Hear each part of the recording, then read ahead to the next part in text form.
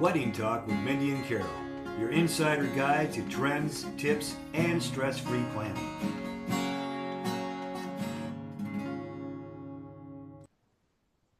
Hi, this is Carol. Hi, and I'm Mindy. Welcome to Travel Talk with Mindy and Carol. Carol and I do about 50 destination weddings a year, so we're excited for you to join us today.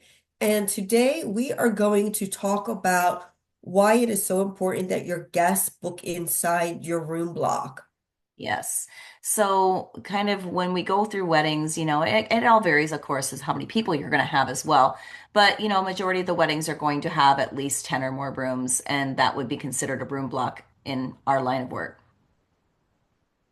Yeah, so when you're doing the room block, what people don't understand is that room block is locking your rates in for a set period of time. And that is also enabling you to receive various perks and concessions from the resorts.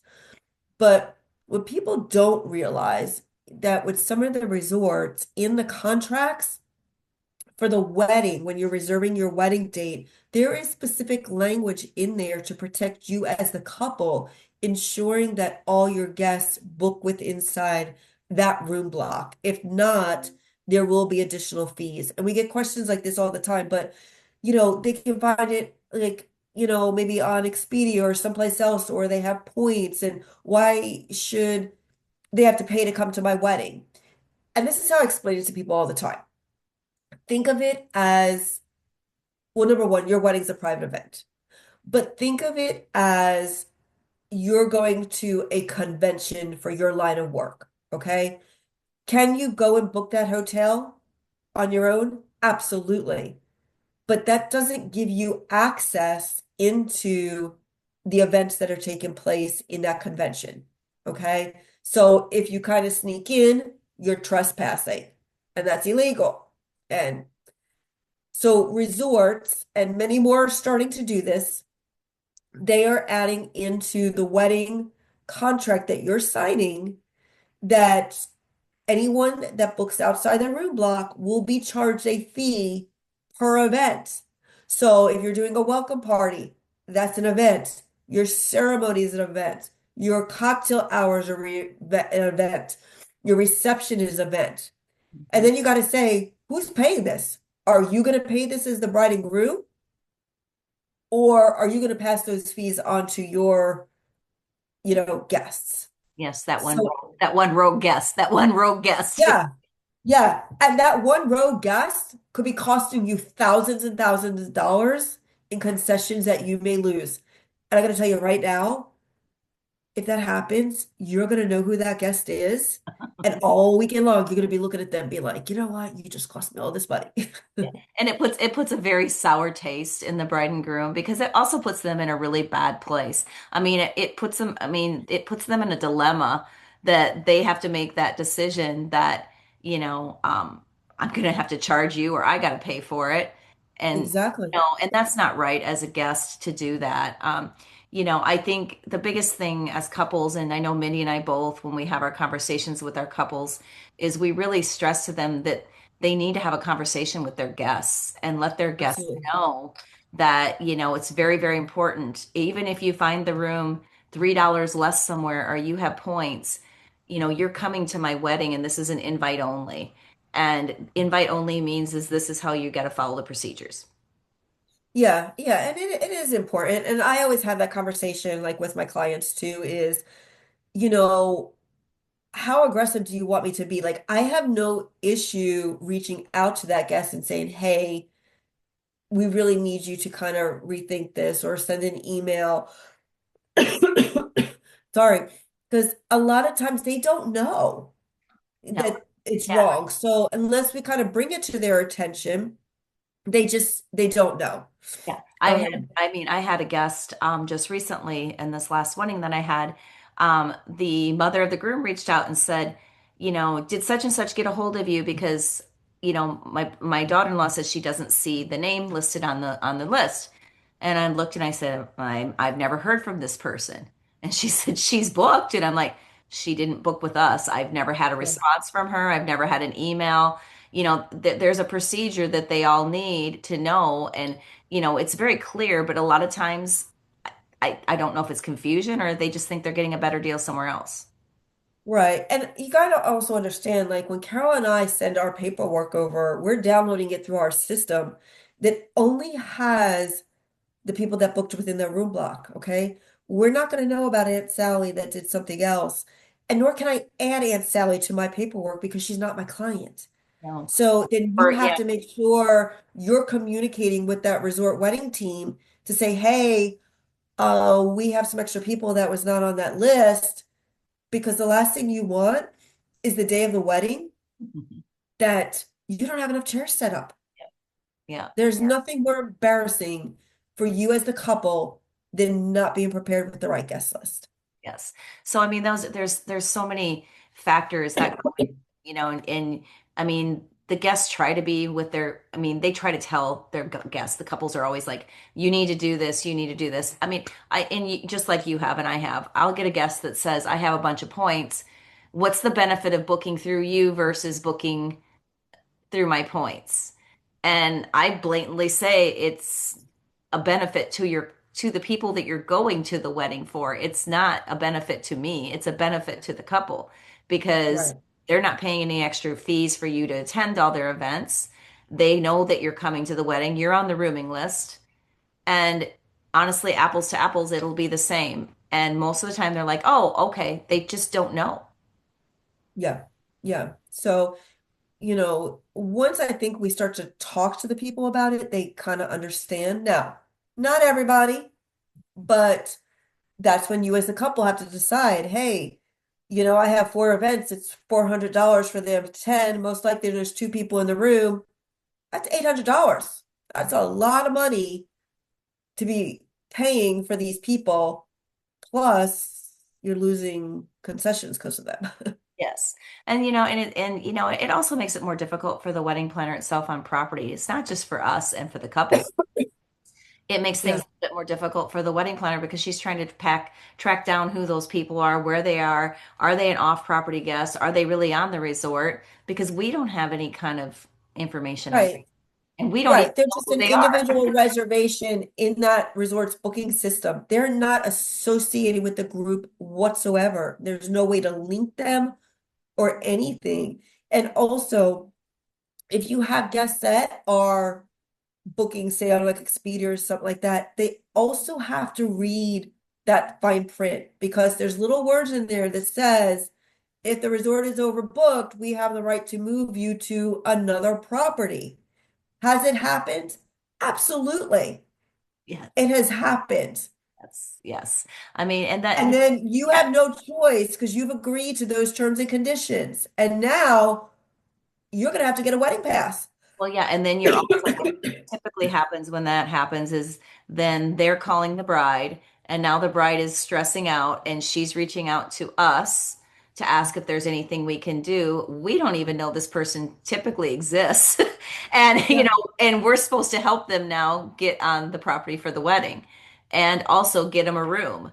It doesn't, when there's no rooms to be had. I mean, it's just why do you that's the other thing as a guest, I guess not so much, I mean, as a wedding couple, a lot of times they think they just want to do the best because their guests are coming down, they're spending all kinds of money to travel to their wedding.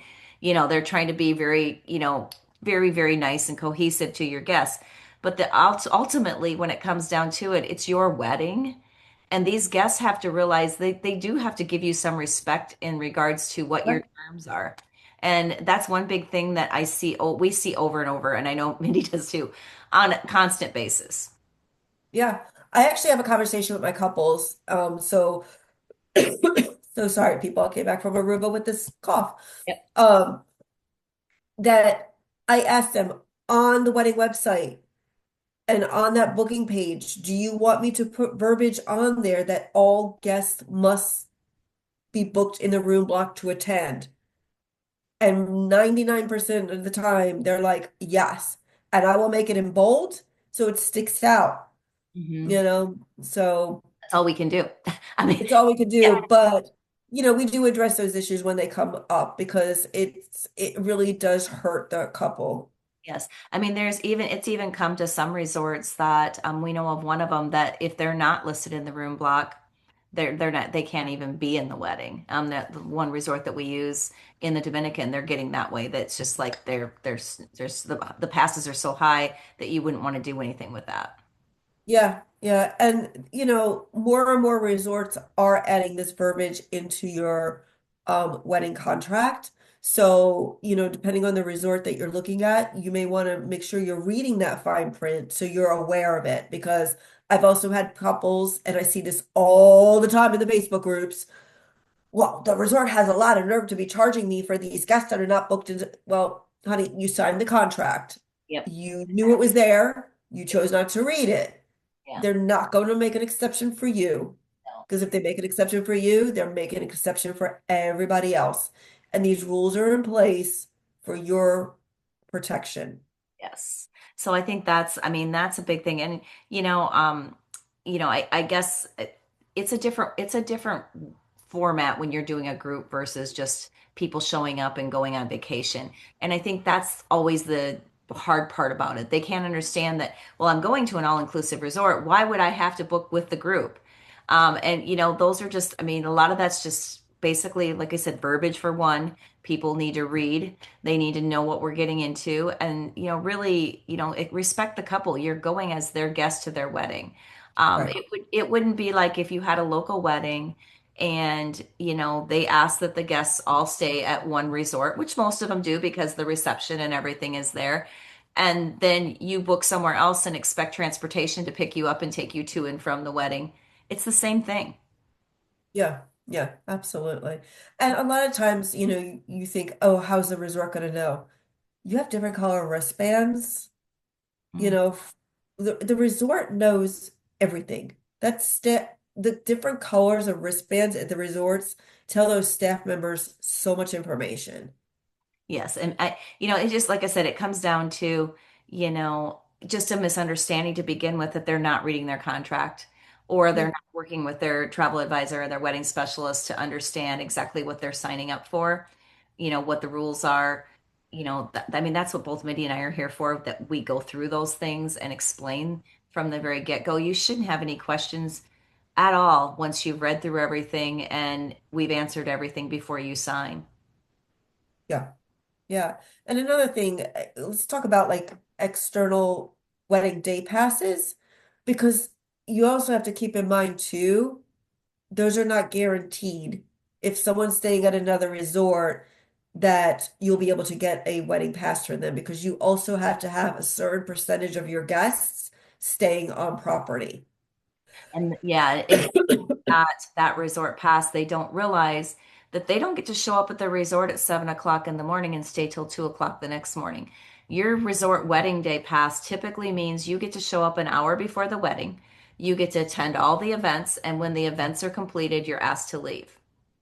Yeah, It's yeah. a totally different And pass. they will hunt you down and find you. They know, Mhm. because you're going to have to also leave your passport with them at Yes. the desk. And I had a wedding that, there lo and behold, I did not know that this person was coming off property.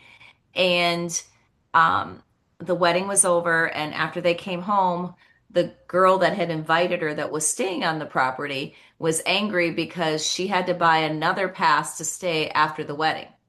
Because, Yeah, and I said, well, was she staying? I mean, I'm confused. And she's like, well, no, she bought the day pass to come. I said, no, she bought a wedding pass. There's right. It's your wedding pass. there's a difference. And so people don't realize that. And the biggest thing is, you're going to a destination wedding to be part of all the events. Staying off property does not make you part of all the events. Right. And your welcome party, your ceremony, your cocktail hour, your reception, so sorry. Yes, those are events, but you know, hanging out in the lobby bar in the evening, hanging out in the pool or on the beach, those are unofficial events too. Because it's So things are always going on with the group. So, your guests that do stay off site, they're missing out on all of that. they're not making those memories that's what you go to a destination wedding for. Yeah. I mean, And then the other question is, who's going to pay that fee? Are you as the couple going to pay that fee, or are you going to ask your guests to pay that fee? because it's not inexpensive. So between the guest staying at another resort and coming on with a wedding pass and your guest booking outside their room block, you could be adding on thousands of dollars onto your wedding invoice that really could have been avoided.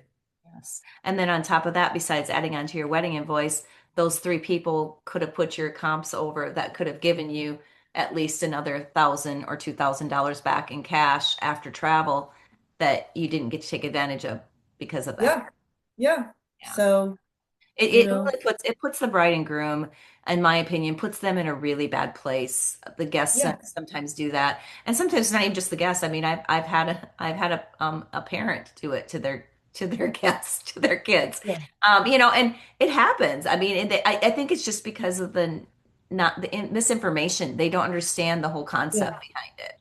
And, so that's why it's really important that, I think you just don't go off and say, I'm going to do my destination wedding here. I don't need any help. I'm just going to do it by myself. And you really don't even have an idea what's all involved. It's not just as simple as I booked my wedding at this resort. You guys all go book your room whenever you want to, and then we'll just put it together.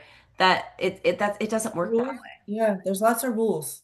hmm And So, and the thing of it is, the thing you don't want to do is, you book your wedding at the resort. Say it's March of 27. You booked your resort wedding date. You've got your wedding date. You've got your room booked, and you're like, hey, why don't you just guys go ahead and get your own rooms because I'm not going to deal with it. But you didn't think that it was spring break or something like that, and now you have 25 people that haven't booked their rooms yet. You don't have a room block. You don't have anything held in, and the resort's sold out. yeah. Or the rooms that they have available are astronomical. Yeah. Yeah, or the like the Diamond Club 2 bedroom presidential Yeah. And then suite. you get that call. Do you think you could help me? Yeah. Yeah. No, Yeah. I And can't. so, Like, I you know, can't make the inventory appear. yeah, there's so much. I mean, there's so much involved step by step, and that's kind of the reason why you do use a wedding specialist, is to weed through that stuff. The Yeah, last thing you want to do, I mean, you can be a DIY, when it comes to, planning what colors you have and all that kind of thing. That's all the fun part of doing the wedding. The non-fun part is dealing with your guests and the problems like this that arise. It's not fun. yeah, No, no. yeah. No. And then it puts you, if you're doing as a DIY, it puts you in a bad place because you have to be that bad guy. Where when we're put in there that place to be the bad guy, we really don't have a problem doing that. No, Right, right. no. The, And the, I love it when they say, "Oh, that won't happen in my group." And I'm like, "Honey, yes, it will. It happens in every group. There's at least one. There's oh at yeah. least one." Yeah. And I have no problem. That's why I always say, I said, that's why I'm here because I work Right, for you. I don't work right. for your guests. I work for you. So your Yep, best interest is at heart. And I won't lie. I will tell them like it is. And, yeah, and I said, and, I would say 9 times out of 10, they'll either cancel the booking they have and rebook, but there's always that one. And then oh, they yeah, they know right up front because I've already talked to the couple and where it stands on how it's going to be worked, and I'm the bad guy. They don't have to be.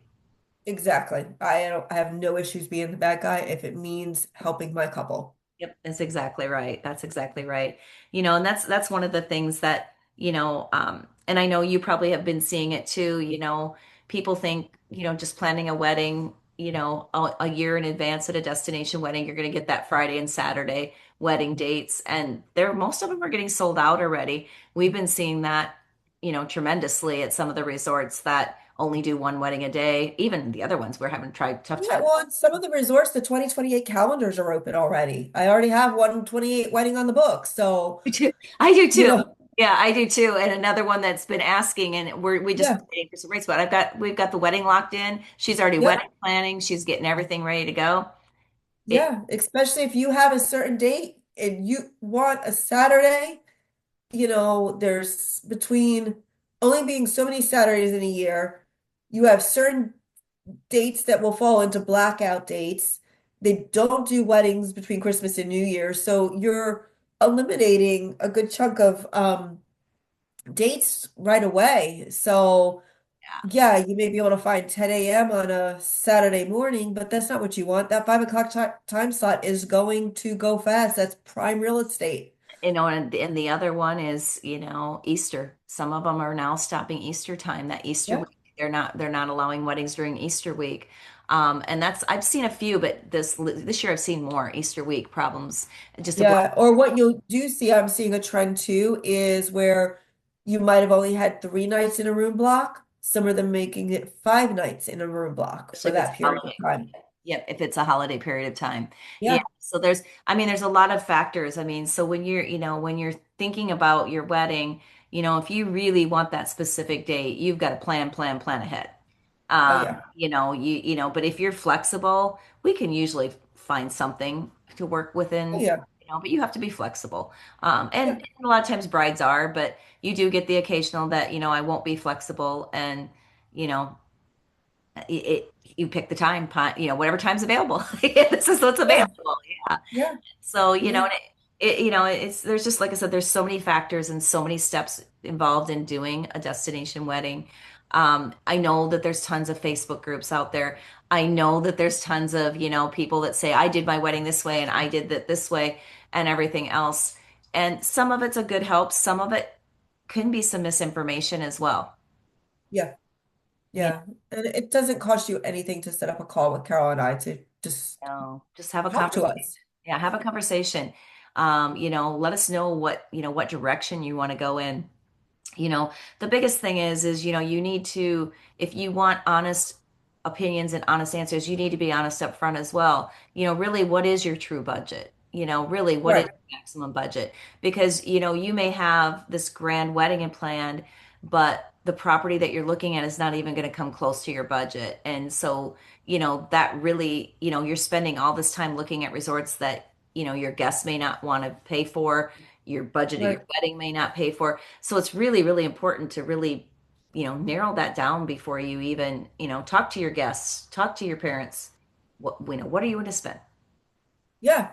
Because at the end of the day, any resort can take that Pinterest picture and ideas and put that together for you for a cost.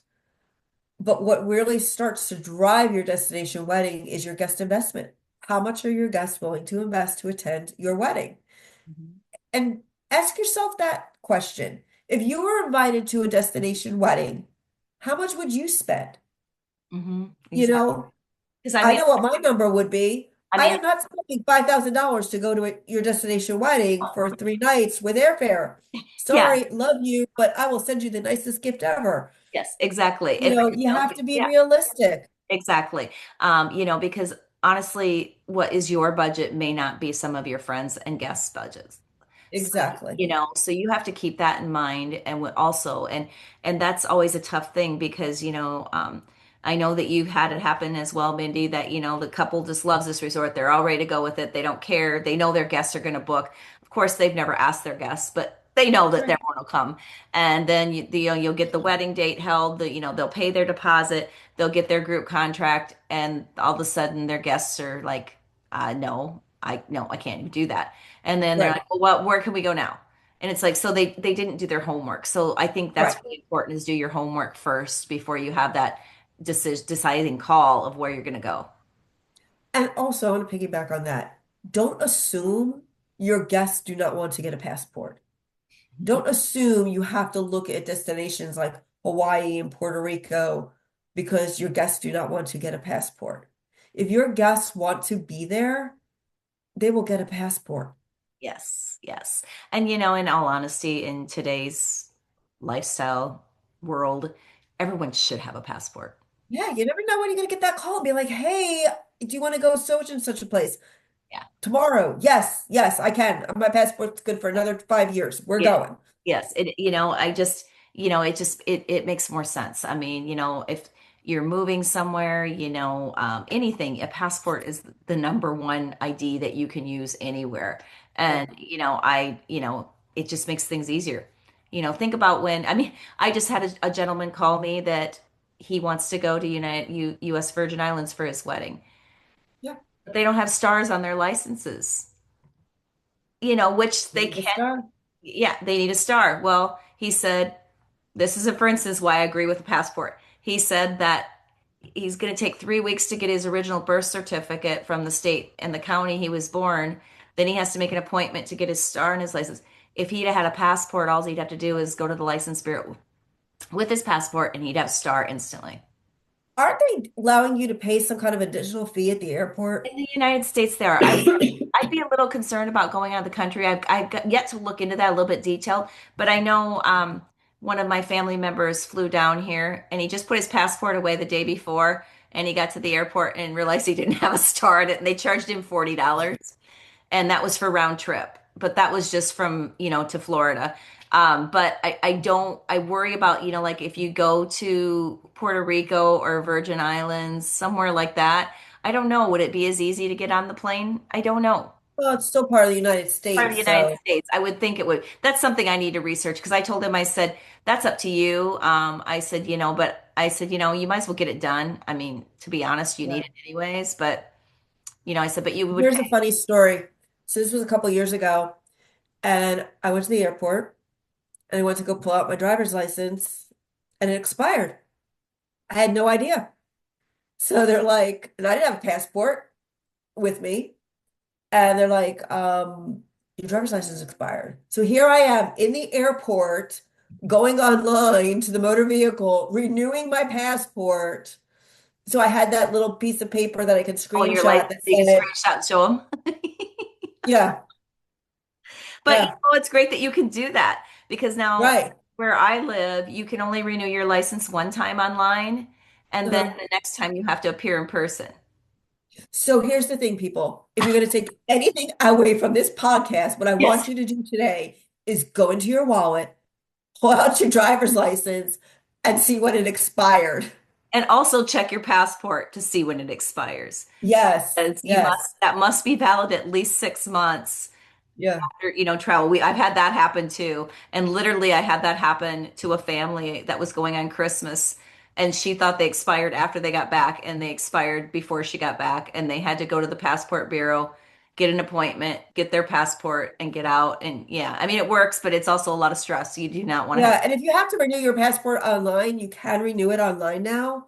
It is so easy. Like I did mine on a Sunday and I had it back the next Saturday. Did you? I haven't done It was so fast. mine's good for a long time, so I don't have to yet. Yeah, I But had I to haven't do had it. anybody I do it. pushed it to the limit with all my trips. I'm like, okay, like this is as far as I could go. And I'm like, I hope nothing comes up in the next 3 weeks or so. You're without one. You feel like like you forgot your purse when you don't have a Yeah, passport. People don't get that, but I do. I'm that way too. So yeah. yeah, So I guess if you take anything from this is, it's all about planning. Everything's about yeah. planning and It's all about planning. yep, yep. And preparing yourself, and not, I mean, there again, if you didn't know that you need to have a passport, you have to have this, and you didn't look at your passport. Those are all things that by not having somebody that knows what's happening can cause a lot of problems down the road. Right, Yeah. right. Yeah. And so Mindy was just in Aruba. She was at Secrets Baby Beach, which looked like a Yes. great resort. If you missed our podcast last week, we did a live one. We hope to maybe do some live ones. I'm going to be down in Jamaica in May. We'll try to do some things if we can there. And then in June again, we'll try to get some live ones that we can. But our next plans are to maybe have some different items to talk about. If there's something that you all would like to have us discuss, whether it be outside vendors coming to the property, what kind of things, let us know so we can get some other guests to come on and talk with us. Yeah, and we do have coming up, probably in June, we'll get them on the schedule, is one of my destination wedding couples. They are going to come and talk to us, um, and tell us what it was like to, be doing their wedding and everything. We had somebody else a couple of episodes back, and that was a big hit. So it's always nice to hear it from the couple's perspective. Yeah. So yeah, if there's anybody else out there that found something that really worked for them, we're always willing to, because it helps us as well, just to feel, if they were a DIY, why did they choose that? Did they feel that it was worth it? Did they not? Um, you know, it's always good to know. Yeah, Yeah. yeah.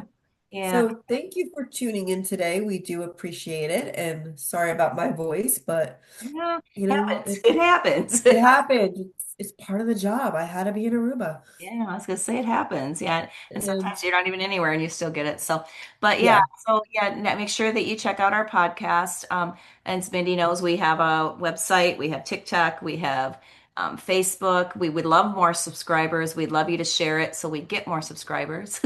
You and know, drop us a comment. Let us know what you're thinking. yeah, yeah. It always helps to know because we don't know what questions that brides may have out there if you don't. Maybe we should, maybe next time, maybe I'll put out a few surveys out there or something and see on some of our social media and see if anybody has any response on there. Maybe we can work from That's a great idea. We love getting people involved, because we're doing this for you to make this process easier for you. that. So as far as we're going from today, we hope you enjoyed our time today. We always enjoy talking and we just kind of throw off each other and until next time, we'll see you later. Bye bye.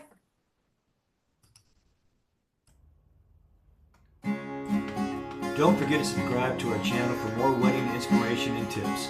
Visit us at destinationweddingtalk.com for resources and updates. And as always, send us your questions to Mindy and Carol. We love hearing from you. Join us again next week for the latest episode of Wedding Talk with Mindy and Carol.